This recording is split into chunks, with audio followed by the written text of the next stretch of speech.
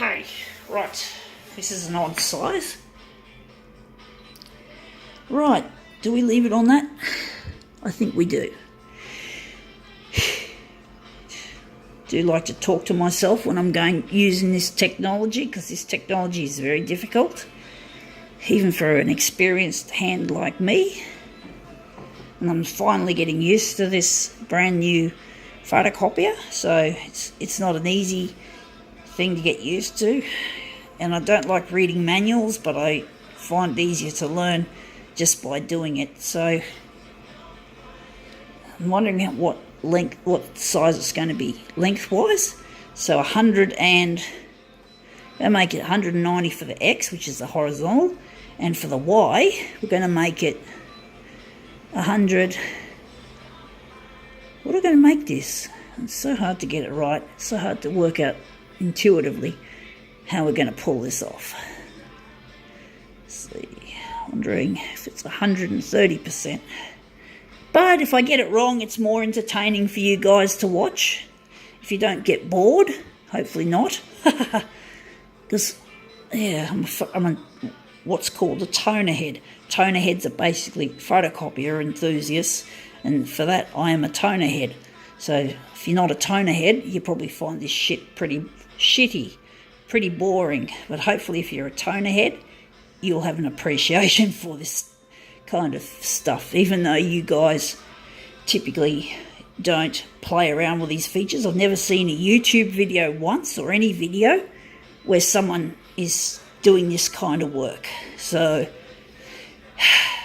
this was the kind of shit that they were doing in the 90s, but even then there weren't many people really getting stuck into the onboard features.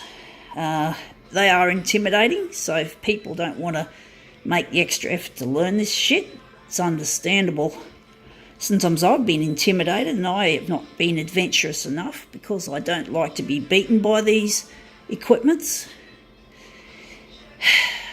But I realise, that it's worth a try. You got to try. And then when you get it right, it's an achievement. You can clap your hands and pat yourself on the back for challenging yourself. And if you fail, well, hey, there's always another time, and basically it's human to fail, so you can't always get everything right all the time. I mean, I've had a machine beat me once on camera. It was a Hewlett-Packard machine, and I did a demo on that, and I didn't even get to output a piece of paper on camera, so I fucked up on camera with a Hewlett-Packard. So that happens. It happens every now and then where you totally fuck it. Because these machines are fucking hard, because the people that design them, well, not the people that actually design them in the lab, but the people who approve or disapprove the design, the CEO, for example. CEO doesn't make it very good. Now that's an A5 in length and a B5 in height. So, but basically, CEO makes it fucking hard for the people in the R&D lab, and I'm sure the people in the R&D lab want to make a really good machine, but they basically restricted by the money and the time frame that these assholes in power expect. So basically, there's a lot of compromises with these designs, but the toner heads, I think, put their features in because they're probably rebelling against the status quo within the company, within the walls of the company.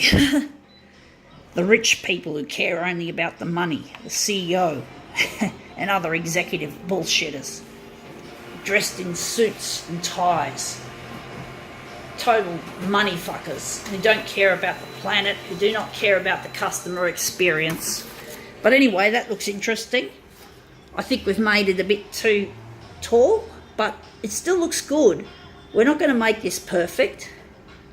I'm just wondering if we're going to do some more for that lady's face. We're going to do something different. So we're just going to get back and...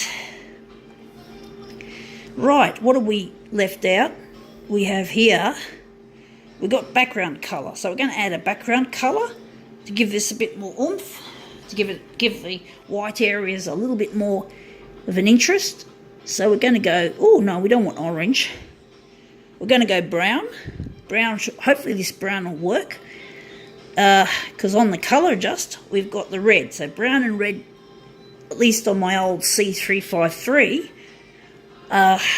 basically red and brown are a good combo normally. So let's see if we can do it again with this one. I've done some brown on this machine, but it looked a bit shoddy. But I think it might be the way I've set the machine up. We'll soon find out. Let's see if the brown has come up a nice look. Yeah, that looks a bit better. So, I don't know.